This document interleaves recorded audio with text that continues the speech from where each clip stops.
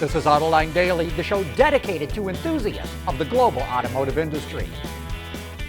Sean's out traveling this week, and so I'm filling in. China took a drastic, zero-tolerance approach to controlling the COVID pandemic with mandatory mass testing and lockdowns. And it seemed to have the virus under control until recently. Now the virus seems to be spreading, and while China has a minuscule fraction of cases that we've seen elsewhere in the world, its drastic lockdowns are impacting all kinds of industries, but especially the automotive industry. Millions of people have to stay at home, and that has forced Volkswagen and Toyota to suspend production at several factories in China. Several chip makers had to do the same, and that's going to ripple out across the entire industry. Some people seem to be grumbling. Reuters quotes one factory owner as saying, China needs to drop its zero-COVID strategy and move on like the rest of the world did. Okay, now over to the war in Ukraine, because Volkswagen CEO Herbert Diess warns investors that VW may not hit its financial targets this year because of the invasion, which caused a surge in raw material prices. VW is shifting parts production from Ukraine to North Africa and Eastern Europe, as well as to China and the Americas because of that wire harness shortage that we reported on yesterday. Diess says if VW does not find an alternative wire harness source in the next 3 to 4 weeks, it's going to be forced to revise the guidance it gave to investors just last week. That Russian invasion is also hitting Tesla. Last week it raised prices because of soaring raw material prices, and now it's doing it again.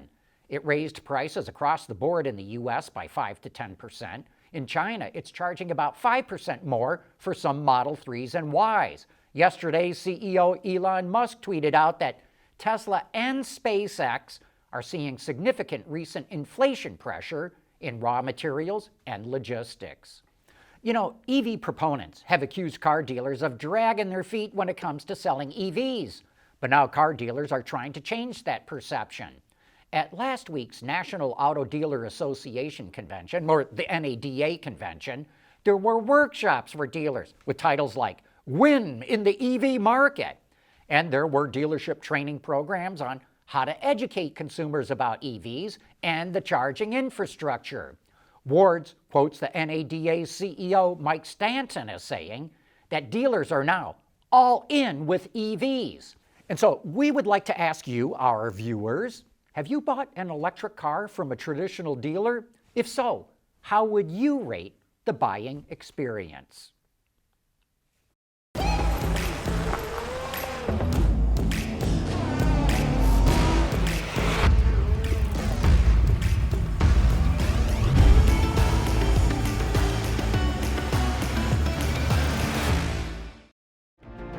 Mobility is becoming electric, connected, and autonomous, just like the manufacturing world.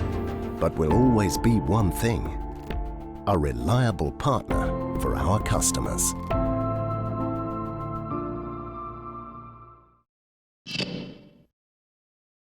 Okay, now it's Bentley's turn to jump on the EV bandwagon. It's going to introduce a new electric model every year for 5 years, but it's not going to start until 2025. Bentley, by the way, had a great 2021. It sold more than 14,600 vehicles globally. That was up 31% from the prior year, and it posted a profit of 390 million euros.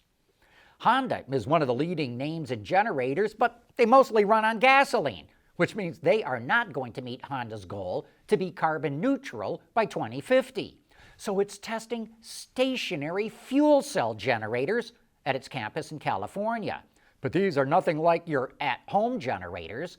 They feature up to 4 fuel cells from the Honda Clarity car that, when combined together, produce over 1,150 kilowatts of DC electricity or 1 megawatt of AC. Honda hopes the project will help it learn more in the areas of power supply, supply chain, grid connection access, and more. But don't think that Honda's giving up on fuel cell cars. It says it's still dedicated to developing those as well. Independent repair shops are running into problems trying to access the data they need to repair cars.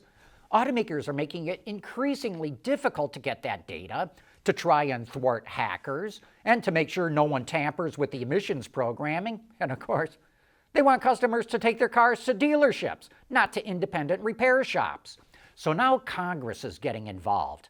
Legislation called the Motor Vehicle Owners' Right to Repair Act, it's working its ways through the halls of the Capitol.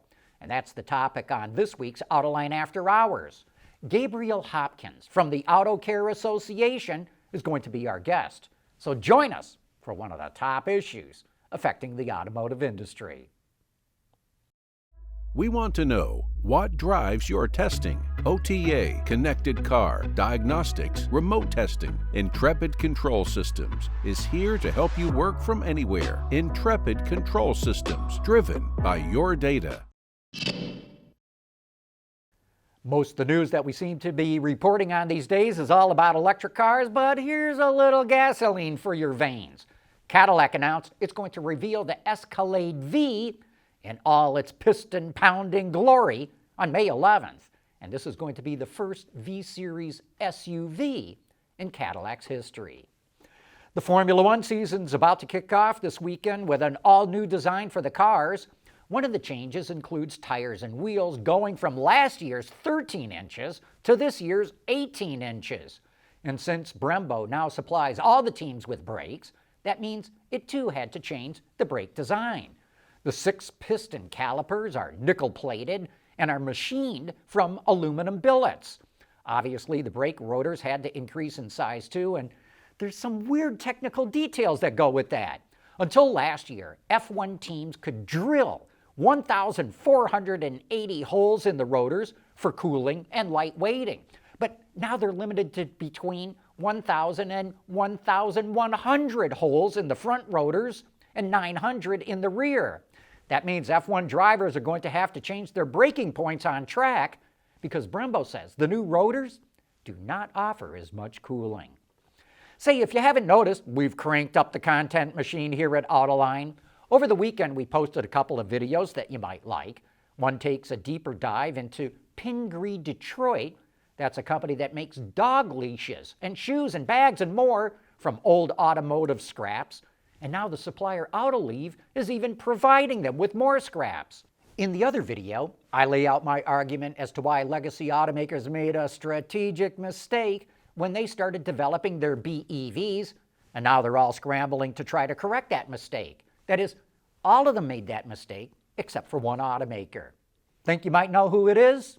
I think you might be shocked. And if you're missing out on these videos, make sure you subscribe to our YouTube channel so you get the notifications when the new ones go up. Anyway, that wraps up today's report. Thanks for watching.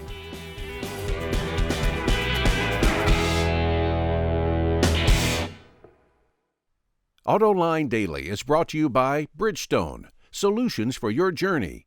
Intrepid Control Systems, over-the-air engineering, boost your game. And by Scheffler, we pioneer motion.